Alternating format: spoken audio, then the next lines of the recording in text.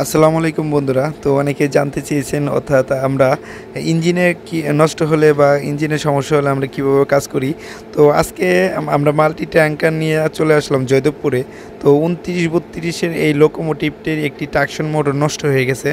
তো একটা ট্রেনের ইঞ্জিনের 4টি ট্রাকশন মোটর থাকে। তো 2টি দিয়ে চালানো যায়, 3টি দিয়ে চালানো যায়, বা একটা নষ্ট হলে ওটা খুলেও রাখা যায়।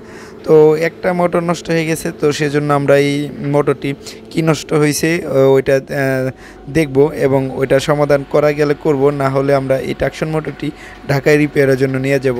তো এখন মাল্টি ট্যাঙ্কার দিয়ে এই ইঞ্জিনের সামনে পার্টটা উঠানো হবে এবং আমরা খুলে দেখব আসলে ট্রাকশন মোটরে কি সমস্যা হয়েছে। তো সেজন্যই কিন্তু মাল্টি ট্যাঙ্কার দিয়ে আমরা এখন ট্রলিটি বের করব এবং ইঞ্জিনের সামনে পার্টটি উঠানো হচ্ছে।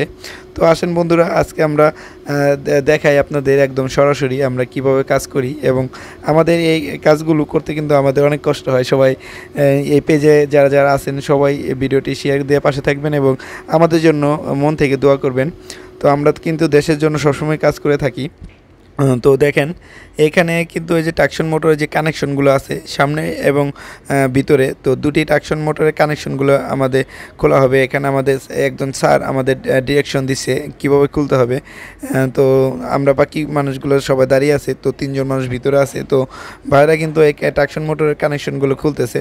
তো আপনারা দেখতে পাচ্ছেন ট্রাকশন মোটরে 3টি কানেকশন, অর্থাৎ এখানে 220-তে চলে। তো ট্রাকশন মোটরে এখানে 15,000 হর্স পাওয়ারের মতন এক একটা ট্রাকশন মোটর।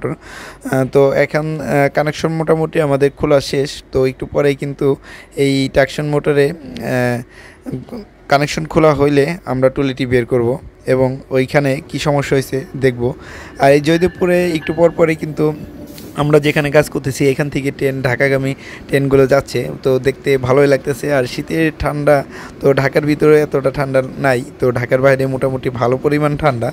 তো একটু পর পর ট্রেনগুলো যাইতেছে, ভালোই লাগতেছে। তো ট্রেনের জন্য আমরাও দাঁড়িয়ে থাকি, কারণ ট্রেন যখন যায় তখন তো কাজ করা সম্পূর্ণ নিষেধ, কারণ রিস্ক নিয়ে কাজ করা যাবে না। তো আমাদের মোটামুটি কানেকশন করা শেষ। তো স্যারে বললো কি আমরা সবাই মিলে একটা সেলফি তুলি। তো স্যারে এখান দিয়ে একটা সেলফি তুললো। তো যাই হোক, আমরা মজার সাথে কাজগুলো করে থাকি, এনজয় করে থাকি। তো এখন সামনে উঠানো হচ্ছে এবং দেখেন ট্রলিটা কীভাবে আমরা বের করি। তো মাল্টি ট্যাঙ্কার দিয়ে এখন ওঠানো হচ্ছে। তো আমরা এই পর্যন্ত বললাম কি স্টপ, আপাতত আর তুলতে হবে না, যেহেতু ইঞ্জিনের ট্রলিটা বের হওয়ার জন্য পর্যাপ্ত পরিমাণ জায়গা হয়েছে। তো যে দেখেন আমিও এখান দিয়ে ঠেলা দিচ্ছি।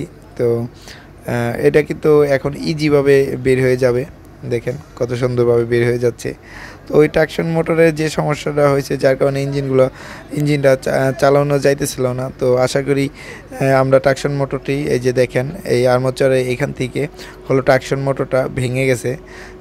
তো আর্মাচারটা ভেঙে যাওয়ার কারণে বেয়ারিংটা বের হয়ে গেছে। তো এইটা এইখানে সমাধান করা কোনোভাবেই সম্ভব না। তো আমরা এই ট্রাকশন মোটরটা খুলে নিব এবং আর বাকি 3টা ট্রাকশন মোটরের মাধ্যমে কিন্তু চলবে। দেখেন টায়ারের সাথে কীভাবে প্রিমিয়ামের মাধ্যমে সরাসরি এই ট্রাকশন মোটরটা শক্তি প্রদান করে থাকে। তো এক একটা ট্রাকশন মোটরের মোটামুটি অনেক শক্তি। তো 15,000 হর্স পাওয়ার কিন্তু কম না, তো এত যাত্রী বহন করে। তো আমাদের মোটামুটি ট্রাকশন মোটর খোলা হয়ে গেছে, ঢাকার উদ্দেশ্যে নিয়ে যাব। আবার এই 29-32 সিরিয়ালের পুনরায় আমরা আবার সেটিং করে দিলাম। তো এখন এইটা চলার মতন হয়ে গেছে।